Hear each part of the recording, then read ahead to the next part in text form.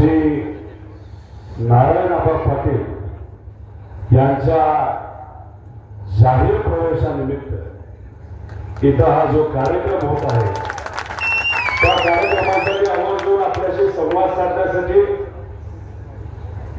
व तुम्हा सर्वांना संबोधित करण्यासाठी या महाराष्ट्रामध्ये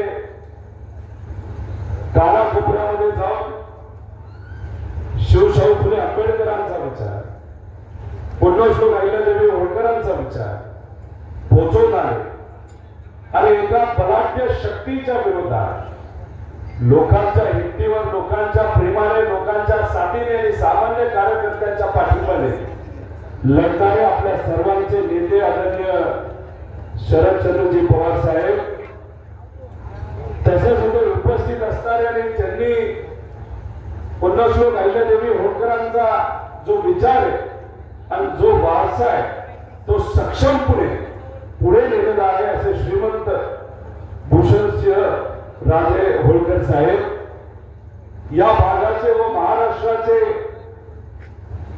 आदरित नेते विजयसिंहजी मोहिते पाटील साहेब, उपस्थित असणारे नारायण आबा पाटील, अभिजित आबा पाटील, तसंच अभयसिंहजी जगताप, सुभाषआबा गुरवे, वैभवराजे जगताप, मगाशी ज्यांनी आपल्या सर्वांना संबोधित केलं असं उत्तमरावजी जानकर साहेब, संतोषजी वारे, सविताताई राजे भोसले, प्रवीणदादा गायकवाड, सुधाकर भाऊ लावण, उपस्थित सर्वच पक्षाचे पदाधिकारी, कार्यकर्ते, मान्यवर, इथं उपस्थित असणारे सर्व पत्रकार व या सभेसाठी उपस्थित असणारे या तालुक्याचे व या परिसराचे सर्व निष्ठावंत आणि स्वाभिमानी नागरिक बंधू आणि भगिनींनो,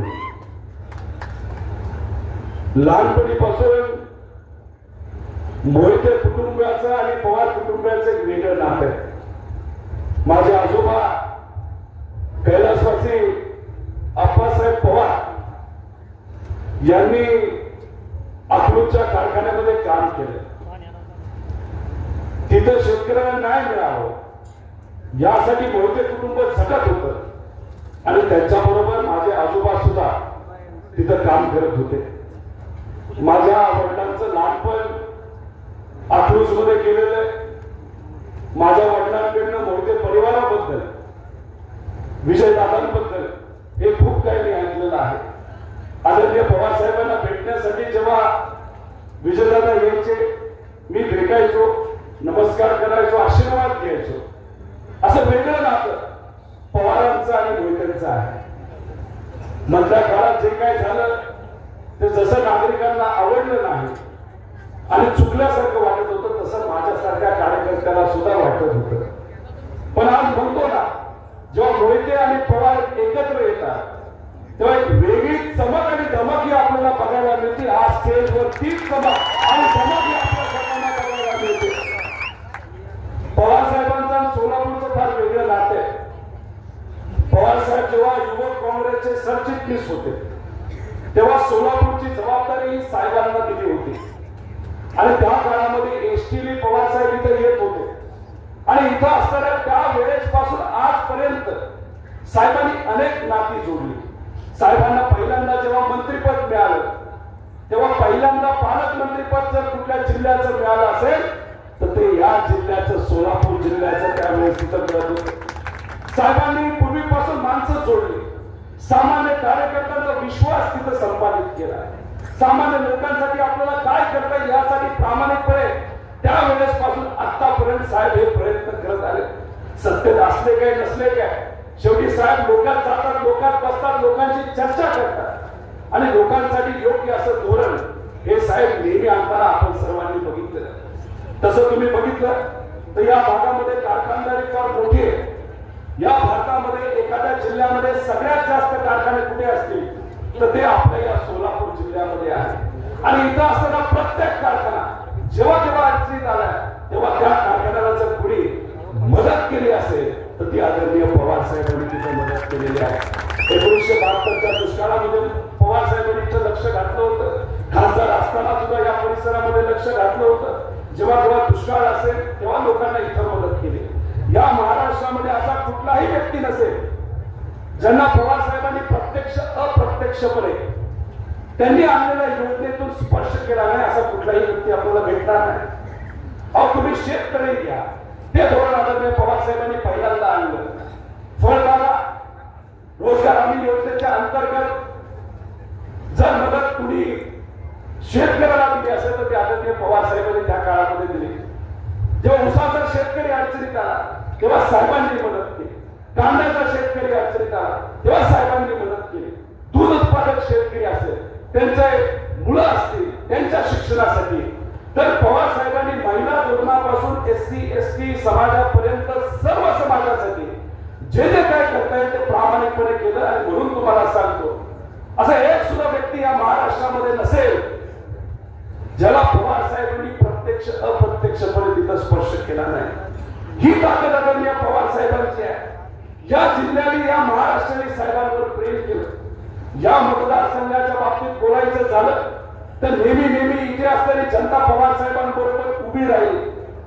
पण 2024चं इलेक्शन थोडंसं वेगळं आहे. पवार साहेबांवर तुम्ही आहात. पवार साहेबांबरोबर हे निष्ठावंत पदाधिकारी आहेत, निष्ठावंत कार्यकर्ते आहेत. या महाराष्ट्रामध्ये असणारे सर्वसामान्य स्वाभिमानी लोक ही आदरणीय पवार साहेबांबरोबर आहेत. ठीक आहे, नेते गेले पण आज या इलेक्शन मध्ये थोडासा फरक आहे की माझे काका आणि पवार साहेबांनी त्यांना मोठं केलं असे नेते आज आपल्या बरोबर नाही. त्यामुळे मी तुम्हाला सर्वांना प्रश्न करतो, नेते जर तिकडे गेले असतील तर तुम्ही सर्वजण हे इलेक्शन हातामध्ये घेणार का नाही घेणार?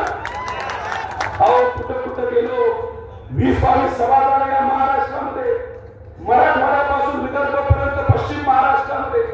तिथं गेल्यानंतर ज्या पद्धतीचा प्रतिसाद लोक देतात, अहो 4 तासात सुद्धा हलायला लागतात आणि दिल्ली सुद्धा तिथं हादरते. त्यामुळे मी तुम्हाला विचारतो, हे इलेक्शन तुम्ही सर्वजण ताब्यात घेणार का नाही घेणार? एवढा कमी आवाज चालला नाही, हात वर करून तुम्ही पवार साहेबांना पाठिंबा द्यायचा.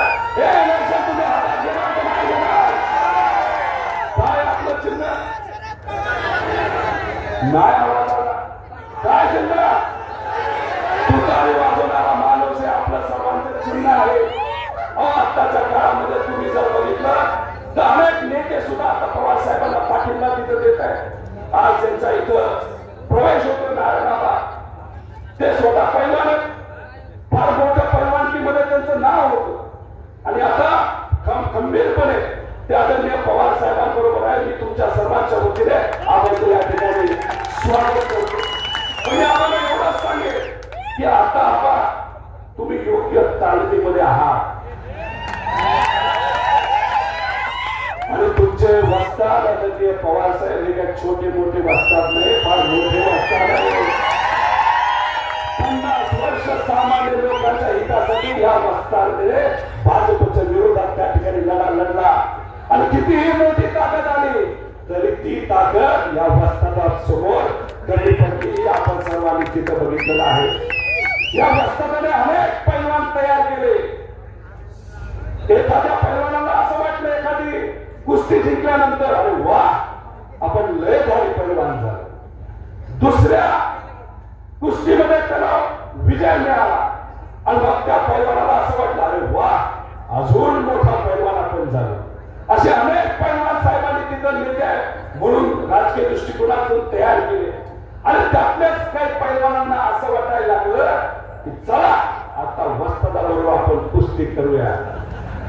अहो त्या पैलवानांना मला सांगायचे वस्ताद हा सोपा नसतो आणि साहेबांसारखा वस्ताद असेल तर सोपा नसतो. कारण का वस्ताद नेहमी शेवटचा डाव हा राखून ठेवतो. आणि या इलेक्शन मध्ये जे कोणी गद्दारी केलेले लोक आहेत, तुम्हा आपल्या सगळ्यांना विचारणा सोडून गेलेले आहेत, त्यांना या राजकीय कुस्तीमध्ये चितपट केल्याशिवाय आपण जायचं नाही. कैलासवासी गोविंदबाबू पाटलांनी या परिसरासाठी खूप काही केलं. त्यांचा त्याग हा खूप मोठा होता. तुमचा आमचा सगळ्यांचा लाडका कारखाना आदिनाथ कारखाना हा व्हावा यासाठी त्यांनी खूप गेले 20 वर्ष त्यांनी चप्पल घातली नव्हती, बरोबर का नाही? आणि मग त्यांनी तो त्याग केला, तुम्ही जे सहकार्य आणि पाठिंबा दिला, त्याला यश त्या काळामध्ये आलं आणि आपला सर्वांचा लाडका कारखाना त्यावेळेस उभा राहिला आणि पवार साहेब त्या कारखान्याच्या उद्घाटनासाठी आले होते, होते का नव्हते? आणि मग तिथं चांदीची चप्पल ही बापूंच्या पायामध्ये आपण सर्वांनी मिळून ती घातली. आज काय त्या कारखान्याची परिस्थिती? खर तर आबांची त्याच्यामध्ये चूक नाही, फक्त एकच आहे, चुकीच्या लोकांच्या नादी आबा लागले असं आपल्याला म्हणावं लागेल. त्यांना असं वाटलं की आपला कारखाना सुरू झाला पाहिजे, आपल्या विकासाला शेतकऱ्यांना न्याय मिळाला पाहिजे, म्हणून या महाराष्ट्रातलं सर्वात मोठं पद कुठलं असेल तर ते मुख्यमंत्री पद आहे. आणि त्या पदाकडे त्या नेत्याकडे आबा गेले आणि त्यांनी सांगितलं की आपला कारखाना आपल्याकडे राहिला पाहिजे. पण त्या मुख्यमंत्र्यांनी एक खूप मोठा नेता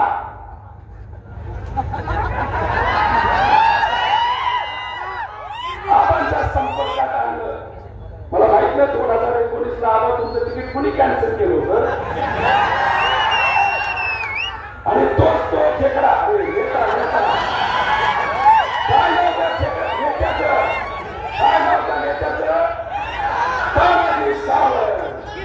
तानाजी सावंत आणि आबांनी सांगितलंय आपला कारखाना तिथं चालू होईल, त्यामुळे तुम्ही निश्चिंत राहा. म्हणून आबांनी त्याच्यामध्ये उडी घेतली आणि फक्त त्यांचं स्वप्न होतं कारखाना तिथं चालू व्हावा. पण तानाजी सावंत काय सोपा माणूस आहे का? काय भाषणात बोलला होता 2019 ला, त्या महाराष्ट्राला भिकारी होऊन करेल पण मी भिकारी होणार नाही, तानाजी सावंत बोलला होता. अहो काल परवाच्या एखाद्या प्रेस कॉन्फरन्स मध्ये त्यांनी केलेला भ्रष्टाचार मी समोर आणला. 5,500 कोटी रुपयाचा भ्रष्टाचार अँब्युलन्स मध्ये सामान्य लोकांची लोक ज्या गाडीमध्ये दवाखान्यापर्यंत पोहोचवली जातात त्या अँब्युलन्स मध्ये 5,500 कोटीचा भ्रष्टाचार केला. त्यांचे 2 कारखाने या तालुक्यामध्ये आहेत असं मला कळते. आणि त्यांच्या मनामध्ये काय होतं की आबांना आणि इतर असणाऱ्या शेतकऱ्यांना नादी लावून आणि जो कारखाना बारामती ॲग्रोकडे जाणार होता तो जाऊन द्यायचा नाही. कारण जर बारामती ॲग्रो कारखाना इथं आला भाड्यावर आला कारखाना त्या सन्मानाने त्यांनी जर घेतला तो चांगल्या पद्धतीने चालेल आणि इथं असणाऱ्या शेतकऱ्यांना जास्त भाव दिला तर तानाजी सावंतांचे जे प्रायव्हेट कारखाने त्या कारखान्याला सुद्धा जास्त भाव द्यावा लागेल. त्यामुळे तानाजी सावंतांनी फक्त स्वतःचा विचार केला, इथं असणाऱ्या जनतेचा शेतकऱ्याचा विचार केला नाही. आम्हाला मी सांगतो तुम्ही जे स्वप्न बघितलेलं आहे की आपला कारखाना हा चालू व्हावा, त्या लढ्यामध्ये तुमच्या बरोबर इथं असणाऱ्या शेतकऱ्याबरोबर कामगाराबरोबर आम्ही सुद्धा आहोत. इथं या जाहीर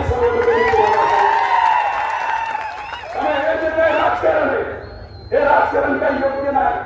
फार वेगळ्या लेवलचं राजकारण आज झालंय. आता इथं अभिजित आबा होते, कुठे गेले मला माहित नाही, ते कदाचित बोलणार नाही. आता त्यांना फोन आला, काय फोन आला की त्यांच्या कारखान्यात पोलीस आले. पोलीस विचारलं का पोलीस आले? ते म्हणले काय तुम्ही लोकांच्या बाजूने लोकांचा हिताचा निर्णय घेत शिवशाहू आंबेडकरांच्या विचारावरून तुम्ही राहिला आणि जी भूमी पांडुरंगरायांच्या विचाराने म्हणजे अख्खा महाराष्ट्र पावन असेल पण तिथं मंदिर आहे आणि तुम्ही संतांचा विचार जपत आदरणीय पवार साहेबांबरोबर राहिला आणि सत्तेतल्या लोकांबरोबर तुम्ही नाही गेला म्हणून त्यांच्यावर आजच आत्ताच इथं कारवाई झालेली आहे. कालच तानाजी सावंत जानकर साहेबांना भेटले, काय म्हणले तुम्ही जर भाजपला आणि भाजपच्या उमेदवाराला पाठिंबा नाही दिला तर आम्ही तुम्हाला जेलमध्ये टाकू. आता अभिजित आबांकडे जबाबदारी 57 गावाची आहे. जानकर साहेबांच्या मतदारसंघातून ते स्वतः 1.5 लाखाची लीड तिथं देणार आहे. त्यामुळे इथं आपली तुतारी वाजवण्यासाठी आपला स्वाभिमान राखण्यासाठी मी तुम्हाला विचारतो, भाजपचा मित्र पक्ष आणि जे आमच्यातले नेते आता सत्तेत गेले ते जर या अभिजित आबाला जानकर साहेबांना अडचणीत आणण्याचा प्रयत्न त्यांनी केला तर साहेब तर त्यांच्या बरोबर आहेतच, तिथली जनता सुद्धा आहे. मी तुम्हाला प्रश्न करतो, या कार्यकर्त्यांच्या पाठीमागे हा तालुका सुद्धा भक्कमपणे उभा राहणार का नाही राहणार?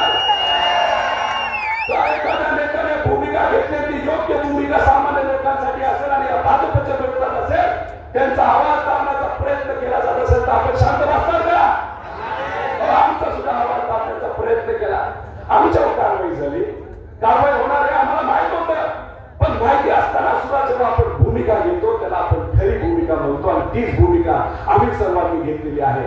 साहेबांबरोबर राहिलो, लोकांबरोबर राहिलो, विचाराबरोबर राहिलो आणि हीच सगळ्यात महत्वाची गोष्ट आहे. त्यामुळे आमच्यावर कारवाई केली, कारवाईला आम्ही घाबरत नाही, कारण लहानपणीपासून एकच गोष्ट आम्ही शिकलेलो आहोत की दिल्ली समोर मराठी माणूस कधीही झुकत नाही. जे जे चुकले त्यांचं काय झालं हे आपल्या सगळ्यांना माहिती आहे. 9 खासदारकीची तिकीट मिळणार होती, किती मिळाले? 2 का 4 मिळाले. 2 कुटुंबातील 2 बायची. पण जाऊ द्या, काय हरकत नाही. पण लोकांनी तुतारी वाजवणाऱ्याचा माणूस हे चिन्ह आणि साहेब आणि विचाराला इतकं मनावर घेतलेलं प्रत्येक ठिकाणी इलेक्शन हे सामान्य लोकांनी हातामध्ये घेतलंय. आणि म्हणून तुम्हाला सांगतो, या महाराष्ट्रामध्ये कमीत कमी 35 खासदार हे आपल्या महाविकास आघाडीचे निवडून येणार. त्याच्याबरोबर या देशामध्ये सुद्धा खूप मोठं परिवर्तन होणार आहे. 4 जूनला तुम्ही टीव्ही समोर जेव्हा बसाल तेव्हा मी तुम्हाला विनंती करतो की एकटं बसू नका. 20-25 लोक घेऊन तुम्ही बसा आणि गुलाल जवळ ठेवा. माऱ्याचा गुलाल तर आपल्या अंगावर पडणारच आहे, पण या महाराष्ट्रामध्ये आणि या देशामध्ये एक परिवर्तनाची लाट आता झालेली आहे. आणि 4 जूनला निकाल जेव्हा लागेल तेव्हा भाजप या देशातून हद्दपार झालेलं हे तुम्हा सर्वांना बघायला मिळेल. मोदी साहेबांचं काही दिवसांपूर्वीचं भाषण जर तुम्ही बघितलं तर ते विकासावर बोलत होते. आणि जेव्हा पहिलं सत्र हे इलेक्शनचं जेव्हा झालं, उत्तर प्रदेश असेल, वेस्ट बेंगॉल असेल, बिहार असेल, महाराष्ट्र असेल, नागपूर असेल, तिथं त्यांना जाणवलं जे मतदान हवेवर भाजपला मिळत होतं ते आता त्यांना मिळणार नाही. त्यामुळे त्या भागामध्ये पराजय हा भाजपला दिसायला लागला. त्यामुळे मोदी साहेब जे विकासावर बोलत होते, 2 दिवसापूर्वी त्यांची सभा झाली, त्या सभेमध्ये ते आता काय बोलतात? हिंदू आणि मुस्लिमवर बोलतात. धर्मामध्ये वाद निर्माण करण्याचा ते प्रयत्न करतात. मी साधा प्रश्न तुम्हाला सर्वांना करतो, जर तुम्हाला कांद्याला चांगला भाव मिळाला, उसाला चांगला भाव मिळाला, जर दुधाला चांगला भाव मिळाला, तुमच्या मुलामुलींना हाताला चांगलं काम मिळालं, आरोग्याचे प्रश्न असेल, सामान्य लोकांचा जो कुठला प्रश्न असेल, छोट्या मोठ्या व्यावसायिकांचा, दुकानदाराचा प्रश्न असेल, तर तो सुटत असेल, तुम्हाला धर्मवाद आणि जातीवाद हा आपल्याला कशाला पाहिजे? कारण जेव्हा दंगल होते तेव्हा मी तुम्हाला सांगतो त्याच्यामध्ये सामान्य लोकांच्या मुलांचेच डोकी फुटतात, सामान्य लोकांचीच दुकानं चालतात, घरं चालतात. आणि हे जे दंगल घडवणारे लोक काय करतात ते एसी मध्ये बघून फक्त तमाशा बघतात. त्यामुळे ही वेळ आहे परिवर्तन घडून आणायची आणि भाजपच्या विरोधात त्या ठिकाणी एक छुटीने तिथे उभा राहायची. आणि तुम्ही सर्वजण मनापासून तिथे एक छुटीने उभा राहाल असा विश्वास इथे व्यक्त करतो. त्याच्याबरोबर जाता जाता फक्त तुम्हाला 2-3 विषय या भागातले सांगतो. मकाई कारखाना आहे. मकाई कारखाना जेव्हा अडचणीत होता तेव्हा साहेबांनी मदत केली. बारामती ऍग्रोलिंक सुद्धा त्या काळामध्ये मदत केली होती. काही पैसे अजून तिथे आमचे बाकी आहेत. कुठलं कुटुंब तो कारखाना बघतात? कुठला कुटुंब आहे? अहो काय सांगू त्या कुटुंबाचं. त्यांच्या वडिलांनी खूप मोठं काम केलंय, आदर त्यांच्याबद्दल. पण ही पुढची पिढी, खास करून जे लहान मुलं आहे, काय नाव त्यांचं? काय नाव? त्यांच्याबद्दल जेवढं कमी बोलाल तेवढं चांगलं. प्रिन्स म्हणतात त्याचं, प्रिन्स.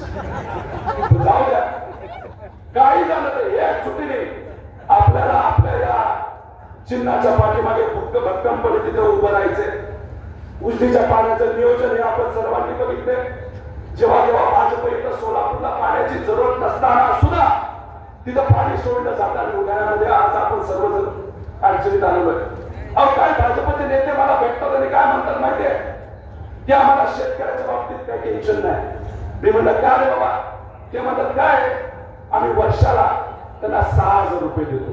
मी म्हणलं म्हणजे काय? अरे मत विकत घेतल्यासारखंच आहे. मी शेतकऱ्याला विचारतो, तुम्हाला जर 6,000 रुपये मिळत असतील तर तुमचं मत काय भाजपने विकत घेतलंय का? घेतलंय का? अरे तुमचा स्वाभिमान काय विकण्यासारखा आहे का आपला? अरे हे म्हणतात 6,000 दिले म्हणजे आम्ही विकत घेतलं. अहो आमच्या कांद्याला जर 20 रुपये भाव मिळाला असता, प्रत्येक शेतकरी आपल्या शेतामध्ये किती टन कांदा काढतो सांगा? इकडे किती टन? 15 ते 20. त्याला जर 10 रुपये मिळाले तर 3 लाख होतात, 20 रुपये मिळाले तरी ते 3 लाख होतात, 30 रुपये मिळाले तर 4.5 लाख रुपये होतात. आमच्या कांद्याला जर भाव दिला असता तर आम्ही लाखो खेळलो असतो. तुम्ही 6,000 रुपये देताना आम्हाला म्हणता लय राणी. दुधाची काय परिस्थिती आज? किती भाव आहे दुधाचा? किती परवडणार का 21, 22, 23 रुपयामध्ये? हे भाजप कुणी आपला विचार करत नाही. यांना फक्त नेत्याचं पडलेलं आहे आणि या नेत्यांना फक्त स्वतःचं पडलेलं आहे. म्हणून मी तुम्हा सर्वांना विनंती करतो की काही झालं तरी आपल्याला या मतदारसंघातून या महाराष्ट्रातून भाजपला हद्दपार करायचं आहे. करायचं नाही करायचं? कारण त्या काही नेत्यांना जेलपेक्षा भाजप बरं असं वाटतं आणि आपल्या सर्वांना काय करायचं? भाजपला हद्दपार करायचंय. करायचं ना? मग मी जी घोषणा देतो त्याला फक्त पाठिंबा आपण सर्वांनी द्यायचा. रामकृष्ण हरी. नाही आवाज मोठा पाहिजे. आवाज रामकृष्ण हरी. पुढून आवाज येतो, मागून आवाज येत नाही. रामकृष्ण हरी. आपकी बार भाजपात तरी पार. आपकी बार. सवाल हे तुमचं वातावरण बघितल्यानंतर मला असं वाटतंय की आपल्या तुतारी या चिन्हाला आपल्या या तालुक्यातील लोकसभेसाठी कमीत कमी 50,000ची लीड मिळेल. किती मिळेल? जर या तालुक्यातून या लोकसभेसाठी फक्त विधानसभा मतदारसंघ घेतला तर कमीत कमी किती लीड मिळणार? मागच्या विचारतो किती लीड मिळणार? 50,000 देणार का नाही देणार? पाचव्या सरकारला घरी बसवायचं का नाही बसवायचं? समाजाला सुद्धा या सरकारने तिथे दंडवले, मराठा समाजाला दंडवले. मराठा आरक्षण जेव्हा आपल्या काळामध्ये दिलं होतं तेव्हा 16% दिलं होतं. आणि मग या एक नेता आहे, काय नेत्याचं नाव? भाजपचा फडणवीस आहे. त्यांचा एक कार्यकर्ता आहे, सभा बोलते बरोबर ना? सभा बोलते. फडणवीस साहेबांना काय म्हणतो? देव माणूस आहे आमचा, देव माणूस. फडणवीस साहेब तुमचा तो कार्यकर्ता सभा होते त्यावेळेस सुद्धा मराठा आरक्षणाच्या विरोधात कोर्टात गेला होता आणि तिथं कोर्टात जाऊन आरक्षण हाणून पाडलं होतं. आता सुद्धा या सरकारने आरक्षण दिले. कोण गेले कोर्टात मराठा आरक्षणाच्या विरोधात? त्याच फडणवीस साहेबांचा हात पिट्टू. आता मग फडणवीस साहेब डबल भूमिका का घेतात? बारामतीला एक मोठं आंदोलन झालं होतं 2019ला 14ला. काय आंदोलन होतं ते? सामान्य लोक आपल्या हक्कासाठी आरक्षणासाठी धनगर समाजाचे तिथे बसले होते नव्हते? तिथं फोन येऊन भाषण केलं होतं. देवेंद्र फडणवीस साहेब काय बोलले होते? पहिल्या कॅबिनेट मध्ये आरक्षण देतो धनगर समाजाला. दिलं का? यांना काय पडलं नाही. समाजामध्ये वाद निर्माण करायचा, त्याच्यावर राजकीय पोळी भाजायची. बस एवढं संघा जमतं. सामान्य लोकांचं काही पडलेलं नाही. त्यामुळे सामान्य लोकांनी हे इलेक्शन ताब्यात घेऊन काय केलंय तर भाजपला हद्दपार करण्याचा निर्णय तिथे घेतलाय आणि तोच निर्णय या तालुक्यातून सुद्धा तुम्ही सर्वजण घ्याल असा विश्वास या ठिकाणी व्यक्त करतो. तुम्ही कशाच्या बाबतीत काळजी करू नका. मी शेजारच्याच मतदारसंघामध्ये आहे आणि तिथून जर इथं काय मदत लागली उद्या विधानसभेमध्ये सुद्धा आपल्याच विचाराचा आमदार इथून निवडून येणार आहे. आणि विचाराच्या बाबतीत काळजी करूच नका. एक सुद्धा टिपू ठेवणार नाही. इथून या तालुक्यातून 9 लाख टन ऊस आपण काढलेला आहे आणि याच्या पुढे अजून जर काढायचं असेल तर शेतकऱ्याच्या हितासाठी तो ऊस काढेल. पण इथं शेतकऱ्याला अडचणी येऊन देणार नाही. एवढं सुद्धा सांगतो. तुम्ही सर्वजण भक्कमपणे आदरणीय पवार साहेबांबरोबर मोठ्या कुटुंबाबरोबर आणि तसा तुतारी वाजवलेला माणूस या चिन्हाबरोबर राहाल असा विश्वास व्यक्त